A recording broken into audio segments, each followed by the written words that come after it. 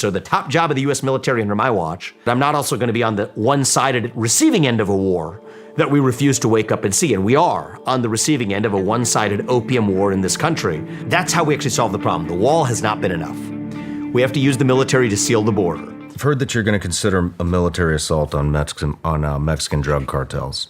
Is that true? I don't think we're going to have to get there. You don't? What I've said is that we will use the military to secure our own southern border. Okay. I believe the top job of the U.S. military, I'll give it to you, part of what's happened in our military, I mean, I know with your experience, you may have unique perspectives on this yourself, and so I don't mean to be talking at you on this, but I'm sharing with you my perspectives on why I think the military's lost its way, is that it's lost its sense of purpose, actually, especially at the top, especially starting with the commander-in-chief, but also the managerial class in the Pentagon. When an institution loses its way, that leaves a void. That's when poison fills the void. Wokeness in the military, that's a symptom of a deeper loss of purpose. Fighting wars that I think have not advanced the national interest of the United States. And so the top job of the U.S. military under my watch is to protect Americans here on American soil, protect the homeland. Number 2, deter war. Number 3, win wars when necessary. So I go in that order. So I don't want to start some war that's not going to be necessary, but I'm not also going to be on the one-sided receiving end of a war that we refuse to wake up and see. And we are on the receiving end of a one-sided opium war in this country that China's quietly waging on us. China is actually, I'm not making this up, from all places, Wuhan, China, come the synthetic precursors to make synthetic fentanyl in the hands of Mexican drug cartels south of our own southern border. And if you have any doubt about the intentionality of that, ask yourself why there's hundreds of Chinese chemists south of our own southern border working with those drug cartels, pumping up fentanyl across our southern border, not marketed even as fentanyl, but lacing it in Percocet and other drugs that people don't know fentanyl's in. That's what's happening in this country. By the way, this is just an aside, but if China can do that, to use fentanyl as an intentional tool as an opium war in the United States now, I don't think it's a far-fetched to at least ask the question, same place that a man-made pandemic originated, of whether the pharmaceutical supply chain could eventually be laced with the same fentanyl as well. I think it's a legitimate question to actually ask. If they're lacing Percocet that's coming in illegally through the southern border, why wouldn't they lace legal Percocet through that, which is the supply chain relies on from China as well? And I say this as somebody who knows a little something about this industry.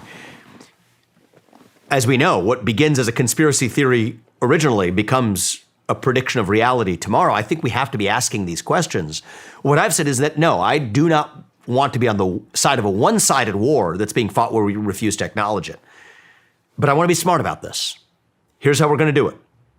We will use the military to seize, to close the holes in the Swiss cheese of a southern border that we now have down there. That's how we actually solve the problem. The wall has not been enough. We have to use the military to seal the border. That, I think, solves the influx of the migrants, the influx of 14,000 people entering this country daily, illegally. 50,000 deaths, 50,000 plus deaths, probably more per year resulting from fentanyl illegally crossing that southern border. And then also eliminate the incentives. No federal funding for sanctuary cities. That's disastrous. Not a dime of foreign aid to Mexico or Guatemala or Belize or Nicaragua. I have no patience for it. We're done with it until we have worked with them effectively to close Mexico's own southern border, actually, which is actually where many of those migrants come from. I mean, do you think that's how we address the border crisis? Do you think that's even a possibility? Because the cartels are so, they're intertwined with government now. Well, here's what I will say. You're right. Mexico needs to regain its own sovereignty. So here's the steps I would take. First, seal our own southern border with our military. That, I think, is solvable. Next is Mexico and these other countries, they're not going to get aid until they actually regain their own sovereignty. Now, it's not as much of a lost cause as it might seem, right? I mean, Obrador has been a disaster. AMLO, he's the president of Mexico now. His hugs, not bullets policy, it's been a disaster, as you would predict. You actually had a president who came before him who was actually willing to be tougher on this issue, but we have a presidential election coming up in Mexico, actually in 2024. I'm paying close attention to this. Claudia Sheinbaum is the lead candidate. She is from AMLO's party, but she's a different person. And so here's what I plan to do. We'll seal that southern border. We'll close the tap on any aid. And I'm going to have a conversation with Claudia, if she's indeed the duly elected president, early on in my term and say, listen up. We will help you regain your sovereignty by providing aid for a tiny fraction of what we gave to Ukraine, which, by the way, I'm done with that. We'll talk about ending the Ukraine war, but that's what we need to do. This is a war that does not advance American interests. I will end it. I have a clear vision and plan of how to do it. Okay, we should not be protecting the invasion against somebody else's border somewhere halfway around the world when we have an invasion on our own southern border that we're doing nothing about. So for a tiny fraction of that cost, I will tell Claudia, we will help you. We will do it for a tiny fraction of what we spent in Ukraine. We will help you regain your sovereignty. We're using our military to seal our own border in the meantime. You're not getting a dime of aid from us in the meantime. It is not in your interests to continue this hugs not bullets policy. Solve your own problem. But if you don't, and if it's still spilling into our yard, then we will come in and solve it for you. That's the answer. If you have a neighbor, just think about it in your neighborhood, okay? You don't want to go into your neighbor's lawn and shoot the dog that comes and keeps biting your family members. That's your neighbor's job to take care of.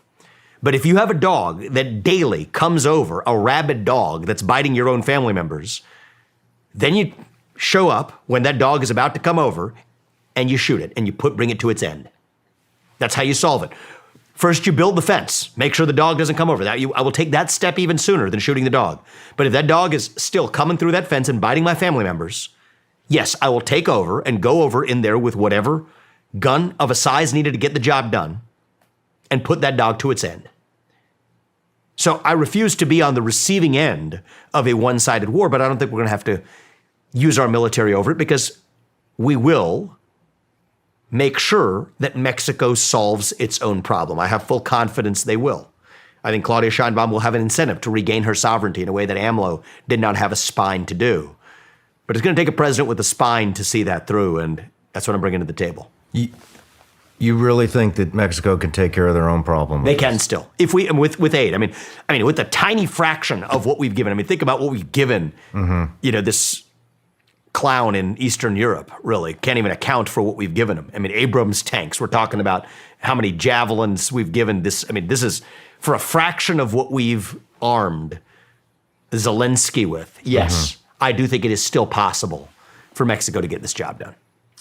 If they can't, and we do have to send in military to go down there, have you thought about how you would do that? Yes, it needs to be lit up with intelligence first.